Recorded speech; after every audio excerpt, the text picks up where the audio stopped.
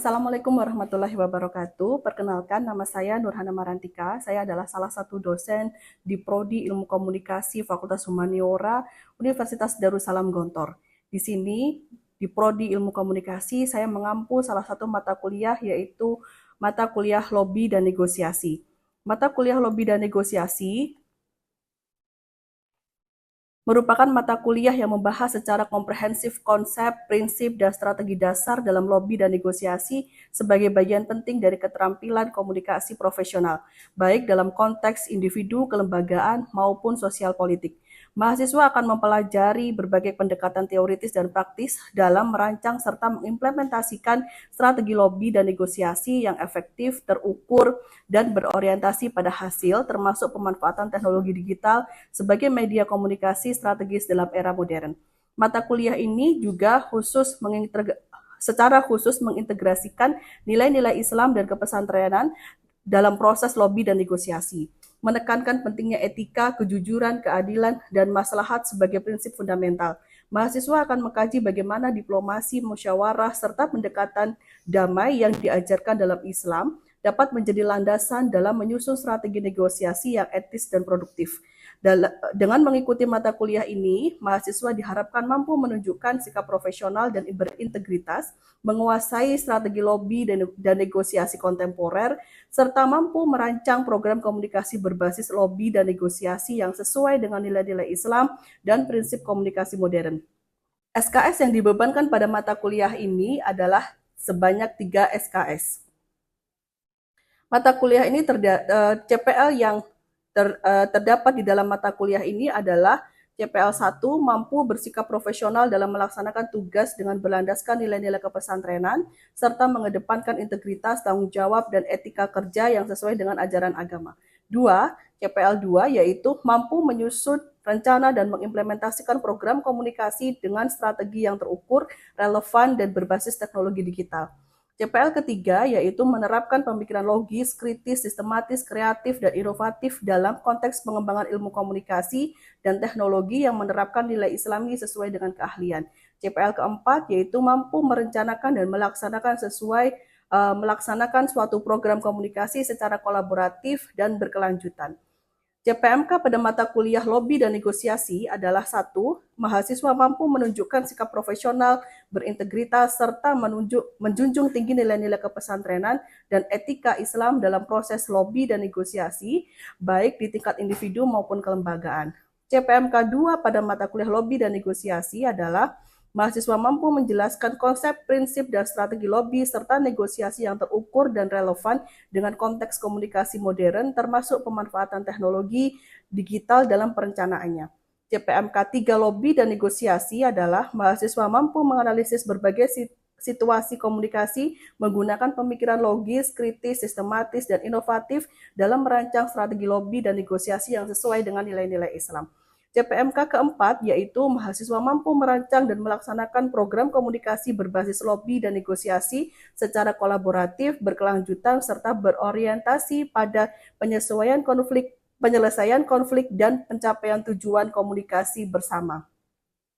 Sub CPMK pada mata kuliah lobby dan negosiasi yaitu 1 sub CPMK pertama, mahasiswa mampu menunjukkan sikap profesional dan berintegritas dalam praktek lobby dan negosiasi individu maupun kelembagaan sesuai nilai-nilai kepesantrenan. Sub CPMK 1 yang kedua adalah mahasiswa mampu memberikan refleksi sikap etis dalam simulasi atau praktek lobby dan negosiasi berbasis Islam. Sub CPMK kedua yang pertama adalah mahasiswa mampu mendefinisikan konsep dasar lobby dan negosiasi dalam konteks komunikasi kontemporer yang sesuai dengan nilai-nilai pesantren dan keislaman. Sub CPMK 2 yang kedua adalah mahasiswa mampu menjelaskan peran dan pemanfaatan teknologi digital dalam mendesain dan memfasilitasi proses lobby dan negosiasi. Sub CPMK 3 adalah mahasiswa mampu merancang strategi lobby dan negosiasi yang inovatif, solutif, dan berlandaskan nilai-nilai Islam. Sub CPMK 4 adalah yang pertama, mahasiswa mampu menyusun rencana program komunikasi berbasis lobby dan negosiasi dengan tujuan yang terukur.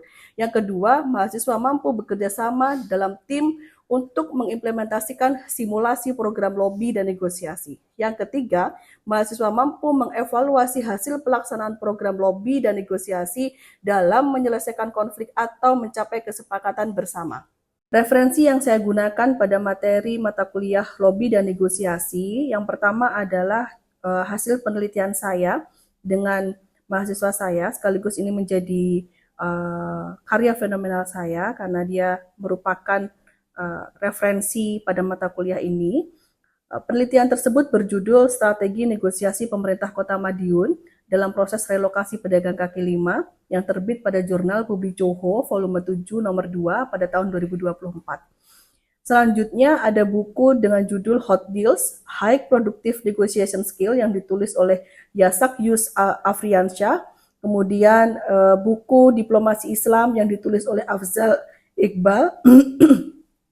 Lalu buku berjudul Nadriyatu fi As-Salibil Al-Iqna atau dalam bahasa Indonesia Teori-teori Metode Persuasi, sebuah studi komparatif yang ditulis oleh Ali Rizk. Kemudian buku yang berjudul Logika Komunikasi, Seni Berbicara dengan Logis dan Tertata yang ditulis oleh Al-Farabi.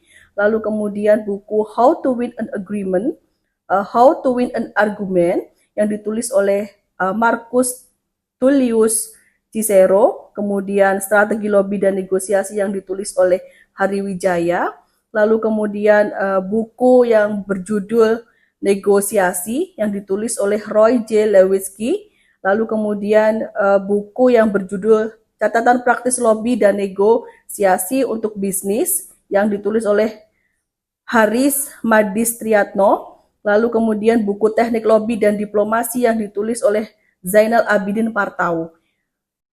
Berikut adalah contoh pertemuan yang telah kami lakukan, yaitu pertemuan ke-10 dengan materi konsep lobby dan negosiasi dalam Islam. Sub CPMK materi ini adalah sub CPMK kedua. Yang pertama, mahasiswa mampu mendefinisikan konsep dasar lobby dan negosiasi dalam konteks komunikasi kontemporer yang sesuai dengan nilai-nilai pesantren dan keislaman. Yang kedua, mahasiswa mampu menjelaskan peran dan pemanfaatan teknologi digital dalam mendesain dan memfasilitasi proses lobby dan negosiasi.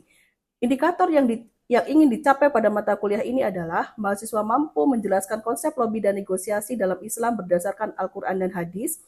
Yang kedua, mahasiswa mampu mengidentifikasi strategi-strategi lobby dan negosiasi dalam Islam. Yang ketiga, mahasiswa mampu menyusun perencanaan dasar strategi lobby atau negosiasi dengan memanfaatkan teknologi digital, baik secara individu maupun kelompok. Kriteria penilaian pada pertemuan ini adalah dengan menggunakan rubrik penilaian holistik, metodenya non-tes dengan memberikan 2 soal lisan kepada mahasiswa. Kemudian yang ketiga, berikut video yang telah kami buat. Waalaikumsalam warahmatullahi wabarakatuh. Sekarang kita jumpa lagi di mata kuliah lobby dan negosiasi. Hari ini kita membahas tentang konsep negosiasi dalam Islam.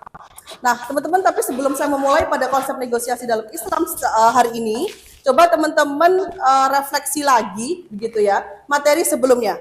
Nah, saya sudah membagikan link di HP teman-teman masing-masing. Coba kalian tuliskan satu kata yang kalian ingat pada materi sebelumnya. Silakan diisi.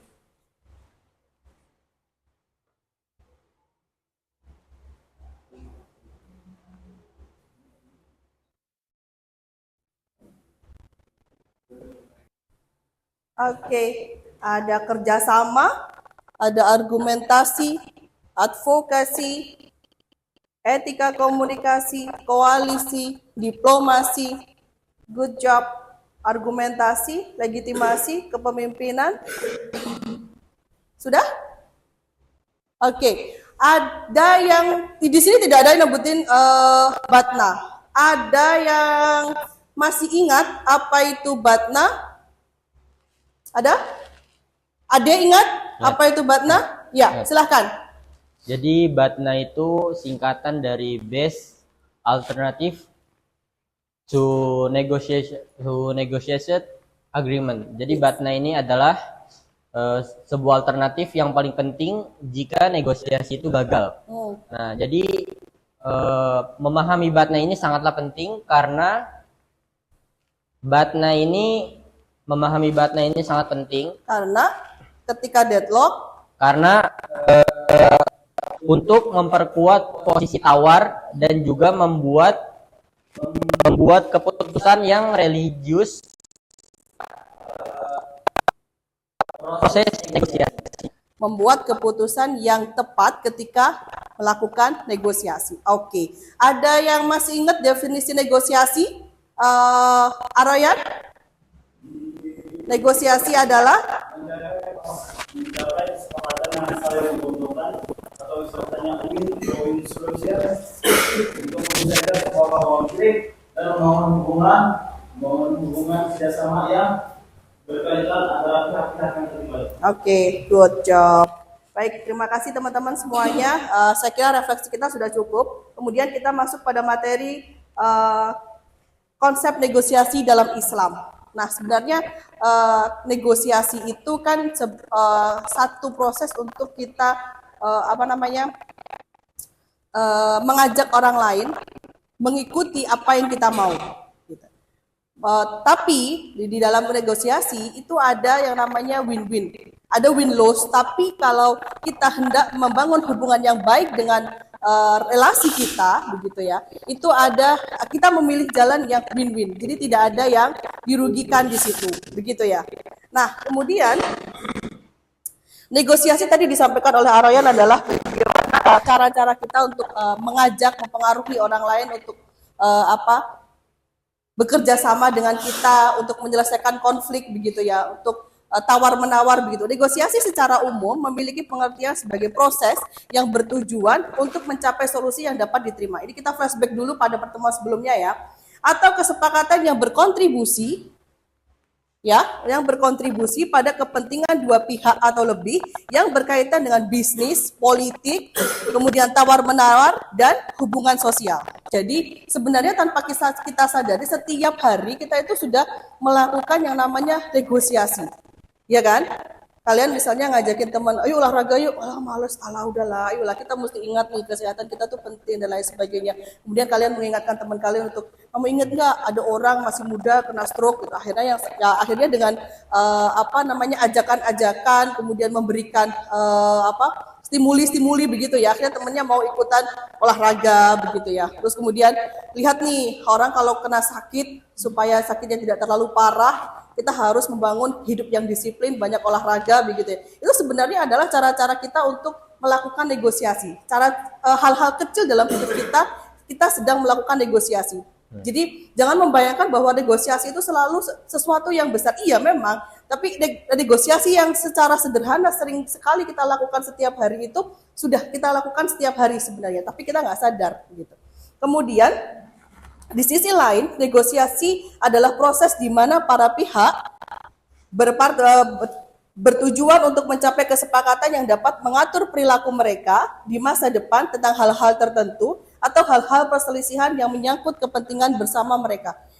Sebenarnya kalau di dalam negosiasi itu yang kita pahami dari awal bahwa kita itu sedang membangun hubungan baik, ukhuwah gitu ya. Nah, misalnya dalam perdagangan, kalian pernah dengar nggak contoh Rasulullah itu kan pedagang ya? Rasulullah kalau berdagang gimana? Gimana? Bukan, maksud saya cara-cara Rasulullah berdagang itu gimana? Jujur kan? Rasulullah itu jujur. Bahkan untuk mendapatkan keuntungan saja Rasulullah tidak mematok gitu ya. Saya kulakannya sekian, silahkan kamu mau memberikan keuntungan kepada saya berapa. Jadi memang kejujuran itu di dalam agama kita itu adalah modal, gitu ya, modal dalam kehidupan dan melanjutkan kehidupan. Jadi di dalam negosiasi kejujuran itu sangat penting. Nah, prinsip negosiasi dalam Islam itu yang pertama adalah musyawarah atau syura. Dalam Islam negosiasi sering dikaitkan dengan konsep musyawarah atau syura. Sebagaimana disebutkan dalam Al-Quran surat Asy-Syura ayat 38. Nah, kalau kalian memahami dari situ apa tuh maksudnya? Di dalam surat Asy-Syura ayat 38 bahwa sebenarnya kita itu dianjurkan untuk bermusyawarah, ya kan? Nah, jadi memang dalam Islam itu lebih banyak dianjurkan untuk bermusyawarah. Kemudian yang kedua ada kejujuran dan keadilan. Dalam negosiasi, Islam sangat menekankan kejujuran dan keadilan. Rasulullah bersabda, pedagang yang jujur dan terpercaya akan bersama para nabi, orang-orang yang benar dan para syuhada di hari kiamat. Jadi kadang-kadang dan lebih seringnya orang itu hanya untuk bahasa saya bukan hanya ya, tapi memang keuntungan ini sangat dicari pada saat kita sedang berbisnis, bekerja dan lain sebagainya, berdagang itu kita mencari keuntungan. Tetapi keuntungan yang seperti apa yang mau kita dapatkan? Mestinya kalau di dalam role-nya agama kita, keuntungan yang diperoleh itu sama-sama menguntungkan orang lain. Tidak memberatkan. Kalau di dalam perdagangan, ya kita mampunya berapa? Saya dihitung biaya perjalanannya berapa, pelakanya berapa gitu ya. Ya sedikit lah, maksudnya sedikit bukan kemudian mepet, kemudian dia sangat rugi begitu ya. Tapi di dalam berdagang itu memang ada kesepakatan di situ. Jadi antara pembeli tidak diberatkan, pembelinya ridho, penjualnya juga senang, kan begitu ya. Nah itu. Kemudian yang ketiga, menggunakan bahasa dan perkataan yang baik. Ada yang masih ingat ada berapa kaulan, berapa perkataan yang disebutkan di dalam Al-Quran? Coba. Ada kaulan, ma'rufan, apa itu? Yang baik. Perkataan yang baik. Terus kaulan? Syadidah. Apa itu syadidah? Yang mengena itu baligo. Yang syadidah itu adalah yang jujur dan tepat. Kemudian ada kaulan baligo yang mengena. Terus kaulan layyina yang lembut. Kemudian ada kaulan maisyura. Kaulan maisyura yang apa? Nah, yang mudah dipahami. Karena kalian sudah menjawab dengan tepat begitu ya. Saya ada hadiah buat kalian. Nah, silakan diambil ya nanti ya. Kemudian yang selanjutnya ada mempunyai tujuan yang baik, ya kan? Tujuan yang baik. Jadi kita itu di dalam bermuamalah, di dalam berhubungan dengan orang lain, berdagang, berbisnis, berpolitik itu harus memiliki tujuan yang baik. Kalau tujuan kita baik, maka kehidupan kita, ukhuwah kita itu juga akan baik begitu ya. Tidak ada keinginan mau merugikan orang lain, mencurangi orang lain, berbohong kepada orang lain, itu tidak ada. Jadi menurut saya dan menurut tentunya menurut bahwa di dalam negosiasi itu, di dalam kita berkomunikasi, bernegosiasi, berhubungan, berelasi, berukhuwah gitu ya, bermasyarakat yang kita sering sebut dengan hablum minan nas begitu ya. Kita itu memang harus berperilaku baik dengan tetangga yang baik begitu ya. Kejujuran, perilaku yang baik itu yang dicontohkan oleh Rasulullah. Kemudian fokus ketika mendengarkan. Nah, ini di dalam komunikasi interpersonal kita udah belajar itu bahwa yang paling mendengarkan ini adalah faktor penting di dalam komunikasi. Sering nggak teman-teman kemudian pada saat teman-teman berkomunikasi itu ada yang main HP? Kalian marah nggak kalau teman main HP? Ya kan, mesti diulang-ulang. Apa? Tadi ngomong apa? Sorry, sebentar ya, saya balesin WA. Nah, itu di dalam praktek komunikasi interpersonal itu tidak menurut etika komunikasi itu sangat tidak beretika. Ya, jadi di dalam komunikasi itu ketika kita memang sedang berkomunikasi ya sudah, kita sedang fokus kepada satu orang di depan kita. Kita dengarkan apa yang dia sampaikan. Nah, ketika proses negosiasi itu begitu ya, kalau teman-teman mendengarkan, otomatis teman-teman akan tahu apa yang dia sampaikan. Dan hindari menggunakan bahasa negatif. Pakai bahasa positif gitu ya. Kita memberikan solusi, memberikan jalan tengah, sama-sama menguntungkan begitu ya. Nah, kemudian prinsip-prinsip diplomasi Islam ada keadilan dan kesetaraan. Diplomasi Islam menekankan perlakuan adil bagi semua pihak dalam negosiasi tanpa adanya penindasan atau eksploitasi. Kemudian musyawarah tadi disampaikan, syura, pengambilan keputusan dilakukan secara kolektif dengan mempertimbangkan pandangan semua pihak yang terlibat. Ya kan? Kemudian ada perdamaian atau sulh. Diplomasi Islam lebih mengedepankan perdamaian daripada peperangan atau menyelesaikan konflik. Rasulullah itu orangnya lemah lembut. Ya. berbicara saja tidak pernah tinggi. Jadi orang ketika berbicara dengan Rasulullah itu ada rasa apa ya, sungkan, kemudian ada apa, karismatik begitu ya. Dan Rasulullah itu cerdas. Kecerdasan Rasulullah itu karena memang Rasulullah itu apa namanya, banyak mendapat ilmu ya, begitu ya Rasulullah itu. Dan memang diberikan kelebihan kecerdasan oleh Allah. Nah, untuk kita umatnya Rasulullah begitu. Bagaimana kita supaya lebih cerdas? Kita harus banyak membaca. Kita harus banyak mengetahui peluang-peluang apa yang bisa kita lakukan. Banyak membaca itu kita akan punya banyak pilihan kata kalau kita berbicara. Ketika kita mengungkapkan, ketika kita membuat kalimat itu jadi lebih mengena tadi ya. Apa namanya? Qaulan baligo. Ya. Kalau yang lemah lembut qaulan lain. Nah, ini memang kontrol dalam negosiasi itu penting. Karena apa? Karena kita tidak pernah tahu pada saat proses negosiasi itu apa yang terjadi. Ada yang bikin kesel, marah gitu ya. Karena memang apa namanya? Bagaimana sikap kalian ketika misalnya apa namanya? Orang yang kita ajak negosiasi ini mungkin menggunakan cara-cara yang tidak baik. Kita kesel misalnya gitu. Kalau yang diajarkan Rasulullah bagaimana? Kita tetap tenang, begitu ya. Kemudian kita sampaikan solusinya, kita sampaikan jalan keluarnya, kita tawarkan jalan keluarnya supaya dua-duanya tidak dirugikan, gitu kan? Lalu kemudian kita tidak menggunakan marah-marah, kita tetap tenang dan tadi lemah lembut. Nah, di sini ini kita yang mengendalikan ya, bukan kemudian kita menuruti nafsu kita karena kita ingin tadi proyek ini, bisnis ini harus saya yang pegang. Maka semua cara dilakukan pakai marah-marah gitu ya. Itu menunjukkan bahwa kita tidak dewasa di dalam praktek negosiasi. Karena kita marah-marah. Yang dicontohkan Rasulullah kan enggak. Rasulullah itu ketika menyampaikan ajaran agama Islam, beliau enggak pakai marah-marah. Beliau sendiri mencontohkan sesuatu yang baik. Ya kan? Bahkan berdagang aja tadi saya sampaikan Rasulullah itu ya udah saya pulakannya sekian. Lalu kemudian kamu mau memberikan untung kepada saya itu berapa gitu ya. Itu supaya apa? Supaya sama-sama ridho. Kalau udah ridho rezeki yang diberikan itu kan halal gitu ya, baik kan, dan hubungannya jadi baik terus kan. Artinya memang keuntungannya tidak besar, tetapi bisa jadi dia akan menjadi langganan kita pada saat berdagang itu. Itu yang memang dicontohkan oleh Rasulullah. Nah, kesabaran Rasulullah ini yang sebenarnya harusnya kita contoh. Rasulullah itu kan sangat sabar ya.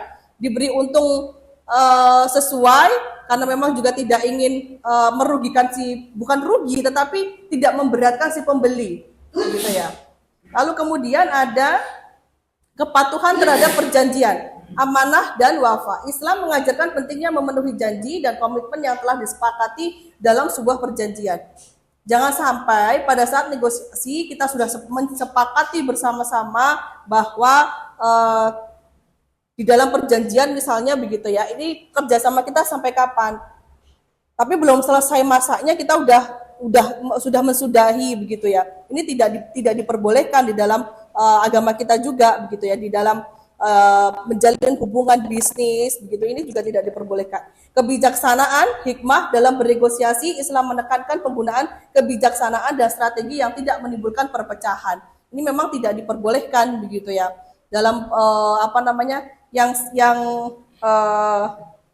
kita agak susah di bagian mana? Kalau dalam ukhuwah yang kepentingan kita tidak dominan begitu ya. Ini bisa jadi mudah. Tapi bagaimana dengan praktek politik? Bagaimana Rasulullah mengajarkan kita pada praktek politik? Ada perjanjian Hudaibiyah. Teman-teman ada yang ingat perjanjian Hudaibiyah? Gimana coba Ropiki? Perjanjian Hudaibiyah. Bagaimana praktek Rasulullah itu pada saat di perjanjian Hudaibiyah? Di sejarah ini mesti, ya kan? Masih ingat? Iya, perjanjian Hudaibiyah itu. Bagaimana Rasulullah ketika perang begitu ya? Ya. Itu yang dilakukan Rasulullah begitu ya. Rasulullah itu memang tidak menginginkan kekerasan, sehingga Rasulullah sendiri bersikap lemah lembut itu sebenarnya memberikan contoh. Beliau disakiti, bahkan yang menyakiti dijenguk gitu ya. Apalagi beliau dihina-hina, dikata-katain oleh orang buta. Bener nggak? Bukan ding. Seingat saya sahabat Rasulullah ya, yang mendengar bahwa Rasulullah dijelek-jelekin gitu ya. Biasanya menyuapi si siapa si buta, yang dijelekin si buta ya kan. Tetapi justru Rasulullah setiap hari menyuapi gitu. Beliau nggak sama sekali menyebutkan bahwa aku loh yang kamu katain gitu, enggak. Tapi sampai beliau wafat dan kemudian sahabat Rasulullah namanya, mendengarnya saja sahabat Rasulullah itu marah loh ya. Kan tidak semua dari kita memang berlatih sabar itu mudah gitu ya, apalagi kepada orang yang sangat kita hormati, kita sayangi gitu ya, dijelek-jelekin. Tiap hari yang nyuapin dia itu Rasulullah, digantiin sama sahabat Rasulullah. Ini bukan yang biasa nyuapin saya. Yang nyuapin saya itu orangnya lembut. Bahkan sikapnya Rasulullah aja bisa dirasakan loh ya oleh orang yang tidak bisa melihat gitu. Tapi yang dengerin, sahabat yang dengerin itu sudah panas hatinya ya. Yang tiap hari nyuapin kamu itu loh Rasulullah gitu. Kok kamu masih mengumpat, menghina gitu. Tapi memang yang diajarkan Rasulullah itu adalah kesabaran pada kita. Nah, di dalam praktek negosiasi, memang kita masing-masing harus bisa mengendalikan diri pada saat terjadi hal-hal misalnya dialog gitu ya, tidak menemui jalan keluar. Kita mesti sabar, kita mesti menyampaikan dengan lemah lembut. Kemudian ada sifat yang dicontoh, sidik, jujur, gitu ya. Yang penting, baik jujur kepada diri sendiri maupun kepada orang lain. Sifat jujur akan melahirkan sifat keyakinan dan keberanian untuk menghadapi berbagai macam konflik. Kalau kita sudah jujur, itu ketika orang lain menuduh dan berprasangka buruk kepada kita karena kita sudah benar, ya kita nggak akan kenapa-napa. Di hari lain Allah pasti menentukan siapa yang benar begitu ya. Dan itu posisi kita itu adalah posisi yang benar. Tapi kalau kita sudah berbohong, ada rasa takut, ada rasa nggak tenang begitu ya. Jadinya nanti di kemudian hari pasti hubungan kita dengan orang lain, ketika kejujuran itu, kebohongan itu terbongkar, maka hubungan kita dengan orang lain itu sudah buruk dan kita tidak lagi dipercaya dalam bisnis, dalam hubungan begitu, dalam berdagang itu juga kita sudah tidak dipercaya lagi. Pernah nggak teman-teman mengalami hal itu? Pernah ya. Nah, kemudian pas ibu-ibu ini, terutama ibu-ibu itu kalau sudah sama pedagang itu mahal dan lain sebagainya, pasti ibu-ibu berpindah gitu ya. Lalu kemudian ada amanah, ada tablik, ada fatonah. Fatonah tadi sudah saya singgung sedikit ya, Rasulullah itu orangnya sangat cerdas, dan kalau kita mau mengikuti kecerdasan Rasulullah, apa yang perlu kita lakukan? Kita mesti banyak membaca, banyak belajar gitu ya. Ada pertanyaan sampai di sini? Oke, baik, tidak ada pertanyaan. Kita tutup perkuliahan kita pada pagi hari ini. Terima kasih teman-teman semuanya. Minggu depan kita jumpa lagi pada hari yang sama, di jam yang sama, yaitu di hari Senin, hari Ahad ya ini. Hari Ahad jam 9. Gitu ya. Teman-teman jangan ada yang telat ya. Gitu. Baik, terima kasih. Assalamualaikum warahmatullahi wabarakatuh. Waalaikumsalam warahmatullahi wabarakatuh.